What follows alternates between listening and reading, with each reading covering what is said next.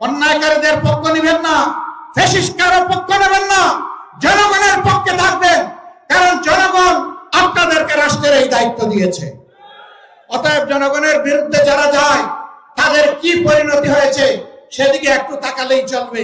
আমরা চাই না বারবার এই দেশে একই পরিণতি যেন আরো দেশে মানুষকে ভোগ করতে হয়, বরঞ্চ আমরা চাই প্রিয় দেশে সকল শ্রেণী পেশার মানুষ একত্রিত হয়ে আমরা দেশটাকে সামনের দিকে এগিয়ে নেব ইনশাআল্লাহ।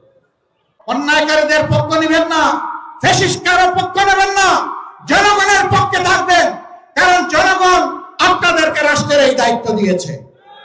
অতএব জনগণের বিরুদ্ধে যারা যায় তাদের কি পরিণতি হয়েছে সেদিকে একটু তাকালেই চলবে। আমরা চাই না বারবার এই দেশে একই পরিণতি যেন আরো দেশে মানুষকে ভোগ করতে হয়, বরঞ্চ আমরা চাই প্রিয় দেশে সকল শ্রেণী পেশার মানুষ একত্রিত হয়ে আমরা দেশটাকে সামনের দিকে এগিয়ে নেব ইনশাআল্লাহ।